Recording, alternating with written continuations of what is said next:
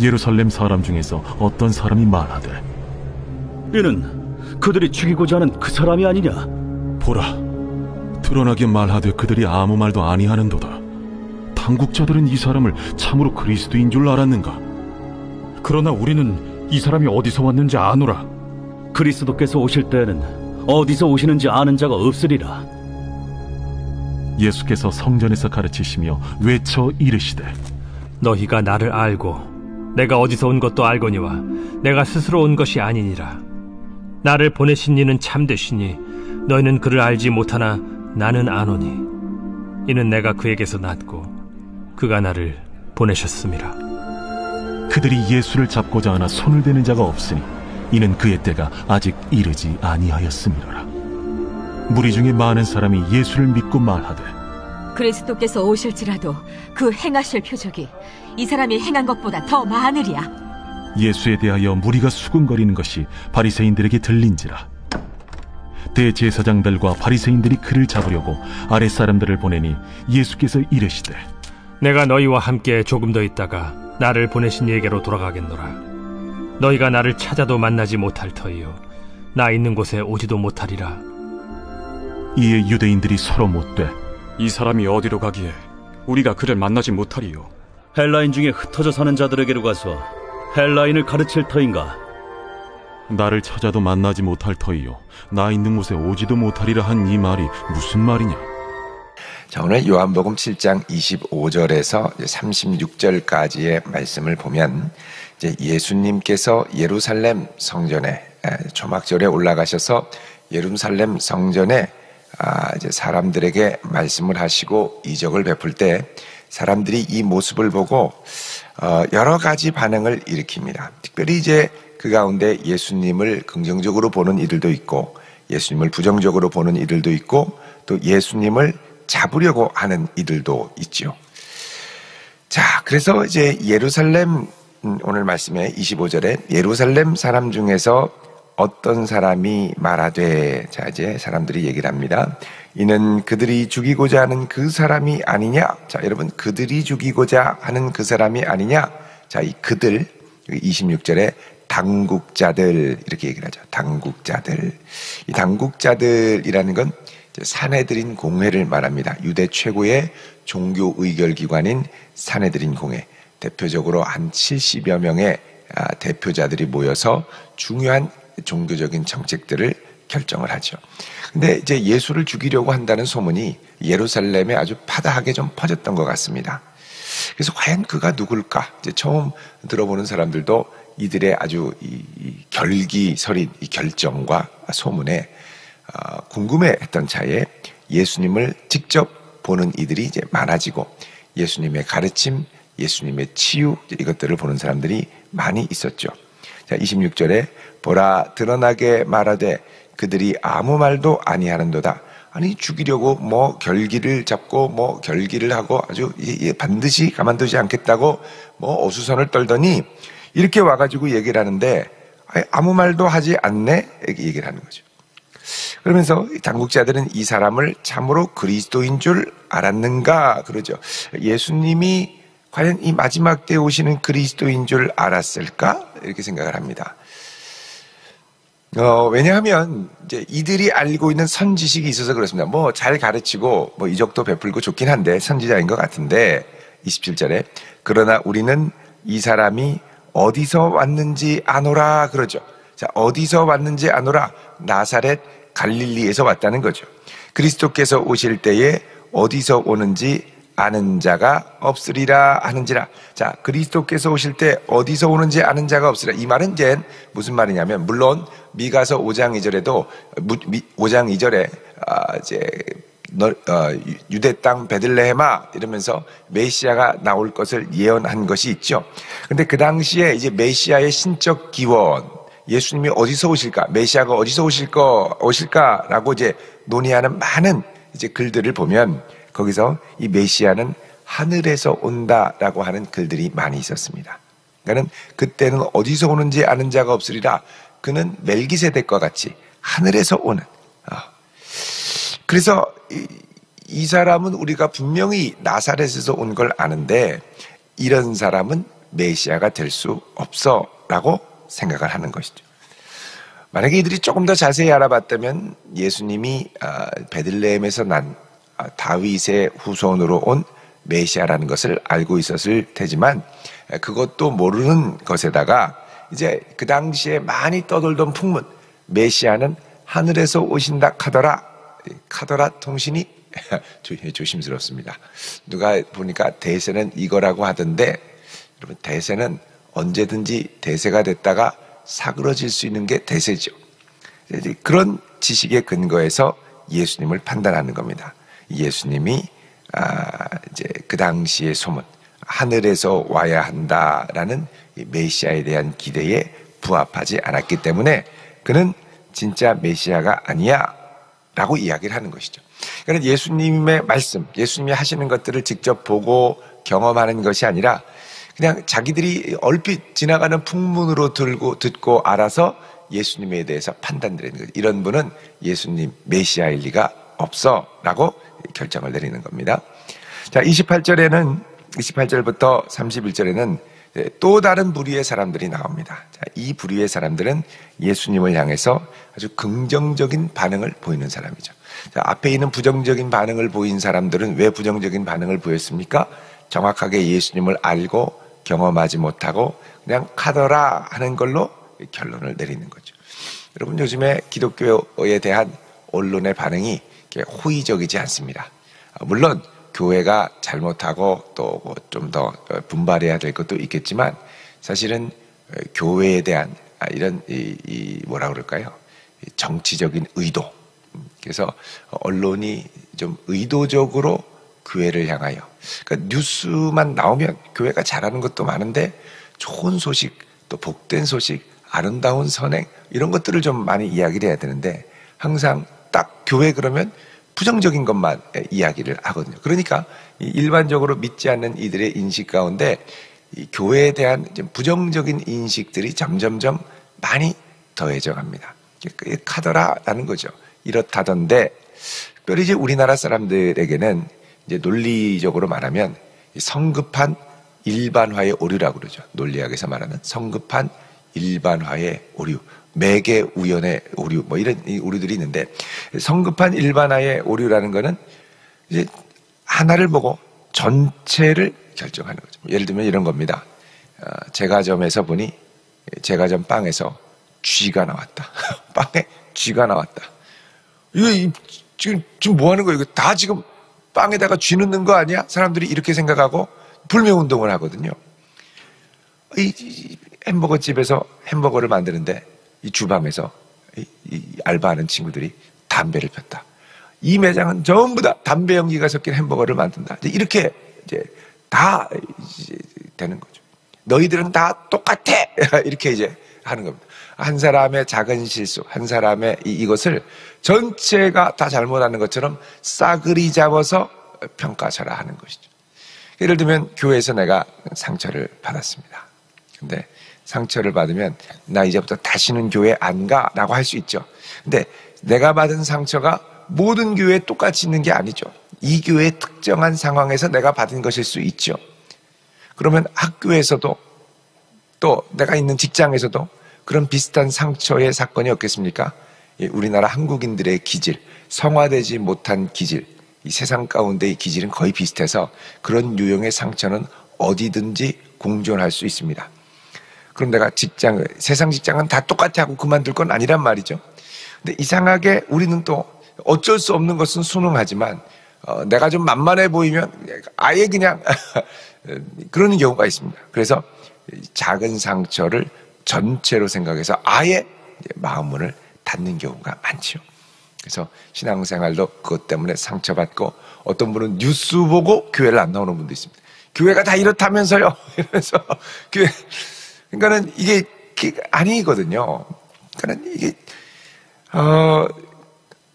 그냥 들은 걸로, 카더라 하는 걸로 말고 직접 자세히 설명하고 보여주고 알려줄 수 있어야겠죠. 여러분, 그렇게 보여주고 알려주는 사람이 예수님의 제자인 우리가 되어야 될 줄로 믿습니다. 사람들의 많은 오해와 또 편견과, 우리나라는 특히 편견이 심하고 편향적인 게 심합니다. 정치도 편향적인 것들이 많겠지만 신앙에 대해서도 편향적인 것이 많고, 이제 편향적이라는 게 뭐냐? 우리나라는 내 편과 남의 편을 잘 가르거든요. 너 우리 편이냐? 아니 편이냐? 교회는 남의 편. 그럼 이제 보면 항상 남의 편은 삐딱하게 보는 게 우리나라 사람. 우리 편은 나쁜 것도 좋게 보고 좋은 거는 더 좋게 보고 무조건. 그러니까는 이게 편향적이니까 객관적인 사고가 참 어려울 때가 많죠. 그래서 우리가 가가지고 어쨌든 이 교회에 대한 인식, 성도에 대한 인식, 복음에 대한 인식을 자꾸 바꿔줘야 될 줄로 믿습니다. 개 중에 보면 정말 듣고 과연 그런가 아닌가를 보는 사람들 있죠.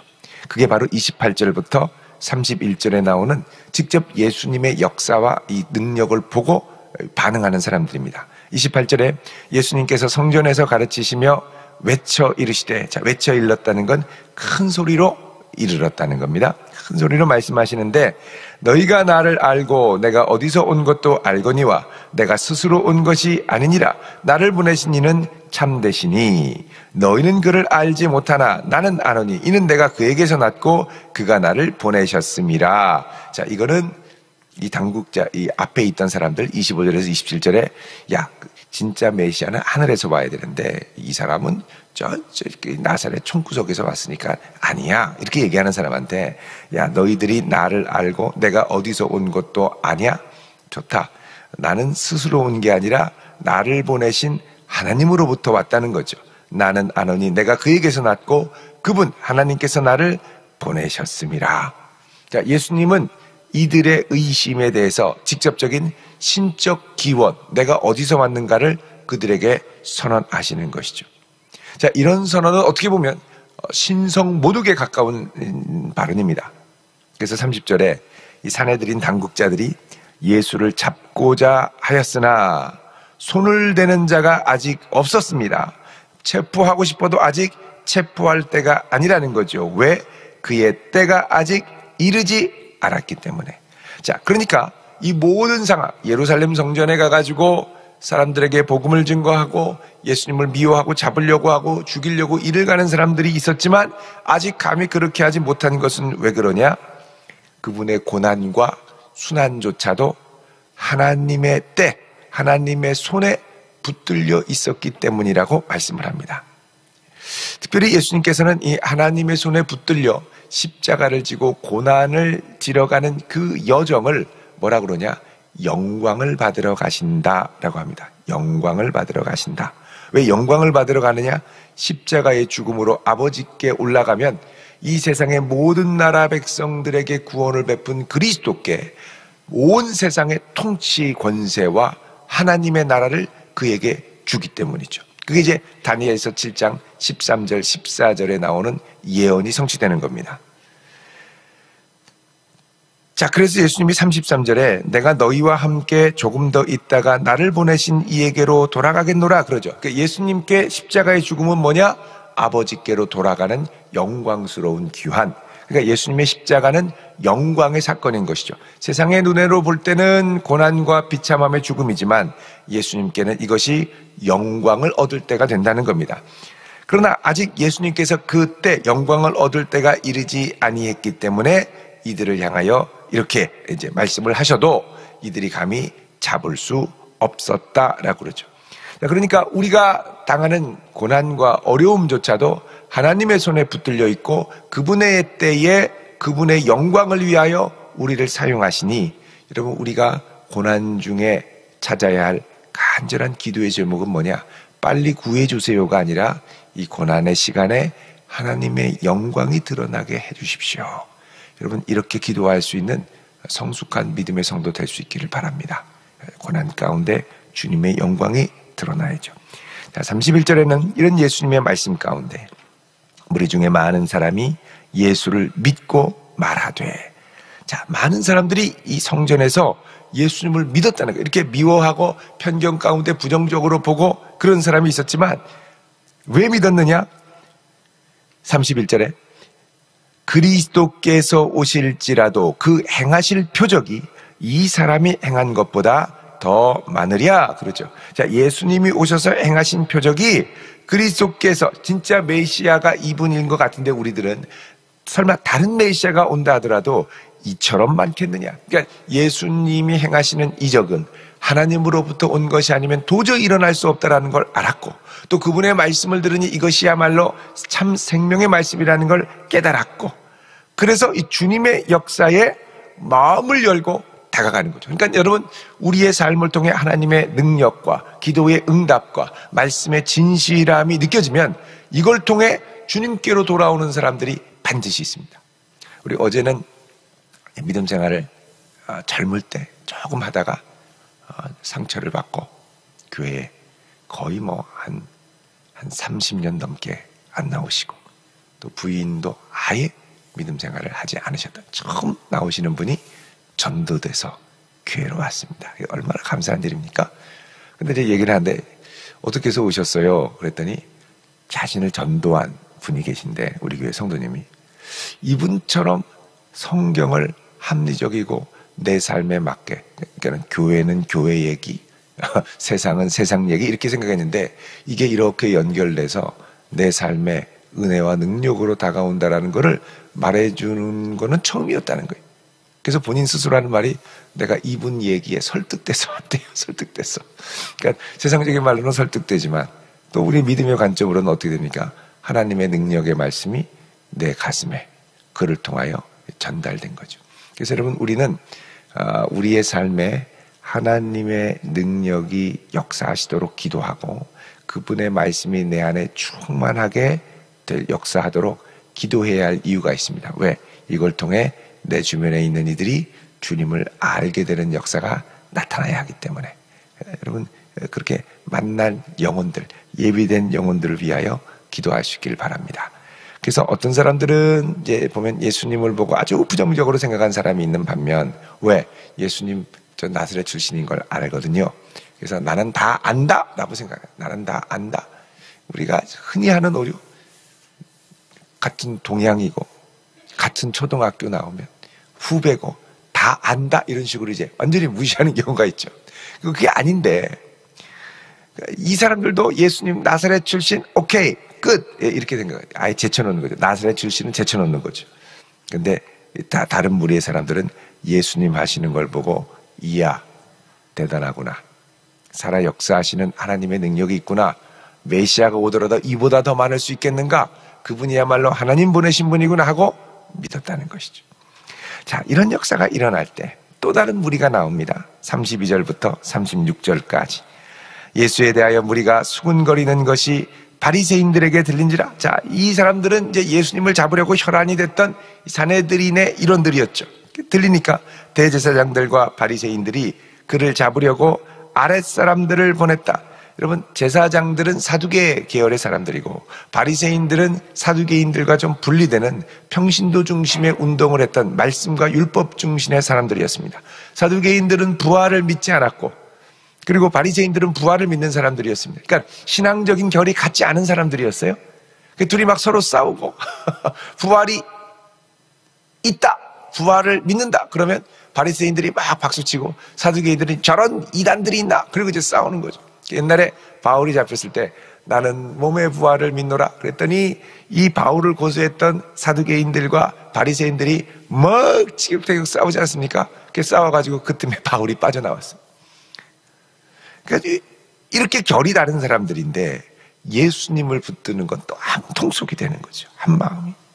그래서 그를 잡으려고 아랫사람들을 보내니까 예수님께서 말씀하시기를 뭐라 그러냐, 내가 너희와 함께 있다가 조금 더 있다가 나를 보내신 이에게로 돌아가겠노라 그러십니다. 이게 뭐냐, 이제 곧 예수님이 십자가에 달려 돌아가실 것을 예고하는 거죠. 너희가 나를 찾아도 만나지 못할 것이고 나 있는 곳, 곧 아버지의 보좌 옆으로 오지도 못할 것이다. 그러자 유대인들이, 야, 이게 어디로 가기에 우리가 만나지 못한다고 하지? 그러면서 이제 나름대로 추측하는 게 뭐냐, 헬라인 중에 흩어져 사는 자들에게로 가서 헬라인을 가르칠 것인가. 여러분, 흩어져 사는 자들, 뭐냐, 디아스포라 유대인들을 말합니다. 유대인들이 초막절에 온 세상에서 오죠. 왜냐하면 유대에는 역사를 통해서 아수르의 포로도 가고 바벨론의 포로도 가고 페르시아 제국의 포로로도 가고 헬라 제국의 포로로도 가고, 그래서 수많은 제국의 식민지 생활을 하면서 이 식민지 백성으로 이주하고, 또 그 당시에 로마 때에 로마가 이제 이 주전 63년에 폼페이우스가 로마를 이제 유대인과 전쟁을 해가지고 거기를 무너뜨리고, 또 그 다음에 로마가 와서 이제 이 시리아 제국을 무너뜨리고 유대를 점령하고, 그러면서 이제 이게 막 이렇게 돌고 돌면서 이제 로마 때 특별히 로만가도, 로마의 길이죠. 그리고 언어가 코인의 헬라어로 전 세계가 이제 언어가 통일이 되면서, 그 다음에는 전 세계로 이 사람들이 흩어져 사는 거죠. 물론 공식 언어는 라틴어였습니다만 코인의 헬라어로 전 세계의 언어가 통용되면서 로마 문명권화되면서 막 흩어져 사는 사람들이 많아지고, 또 비즈니스를 위해서도 많아지고, 로마가 뭡니까? 해양, 무역이 아주 강했기 때문에, 그래서 전 세계에서 이제 흩어져서 유대인들이 살다가 이제 초막절 때 유대인들이 또 다 모이고, 이런 일들이 많이 있었습니다. 또 알렉산드리아, 거기에서도 또 많이 살고, 아프리카 쪽에. 그러니까 유대인들이 이제 상업을 잘했기 때문에 비즈니스가 되는 데는 전 세계로 흩어져, 지금도 그렇습니다만 그때도 전 세계로, 그때부터 2000년 넘게 흩어져서 비즈니스에 이 혈통이 있는 거예요. 그러니까 흩어져 있는 유대인들에게로 가겠느냐? 그 가가지고 가르치고, 가는 곳마다 이제 유대인들의 회당이 있으니까요. 나를 찾아도 만나지 못할 것이고 나 있는 곳에 오지도 못하리라고 한 이 말이 무슨 말일까? 이제 물음표를 딱 찍는 거죠. 자, 유대 지도자들은 예수님을 잡기 원했지만 잡지 못했습니다. 무슨 말이냐? 하나님의 능력의 손 안에 예수님을 잡는 것도 하늘이 허락해야 할 수 있다는 것이죠. 그러니까 여러분, 우리가 기회가 있을 때 때를 얻든지 못 얻든지 힘을 내어 용기를 내어 그리스도 예수의 증인이 되어 복음을 증거하게 될 때, 물론 너 같은 게 무슨 예수를 믿어, 편견으로 무시하는 사람도 있겠으나 내 안에 역사하시는 하나님의 능력과 또 말씀을 통하여 다른 이들이 듣고 변화되고 돌이키는 역사가 반드시 일어나게 될 것입니다. 그리고 그들이 돌아오고 또 때로는 내가 좌절하는 이 모든 것이 하나님의 능력의 손 아래 있는 것을 신뢰하고, 우리는 지금 이 순간 오늘이라고 하는 시간이 주어졌을 때 열심히 예수님의 증인이 되어 살아가야 할 줄로 믿습니다. 이런 신실한 복음의 사명을 잘 감당하는 복된 하루 되시기를 주의 이름으로 축원드립니다. 기도하겠습니다. 거룩하신 아버지 하나님, 오늘 이 한날 주님의 능력의 장중에 우리를 붙들어 주시고 걸음걸음 인도하여 주사 오직 주 예수 그리스도의 살아계신 역사하심만이 나타나게 하옵소서. 이 아침 주 앞에 간절히 믿음으로 기도합니다. 주여 오셔서 능력으로 역사하여 주시고 응답하여 주옵소서. 예수님 이름으로 기도드립니다. 아멘.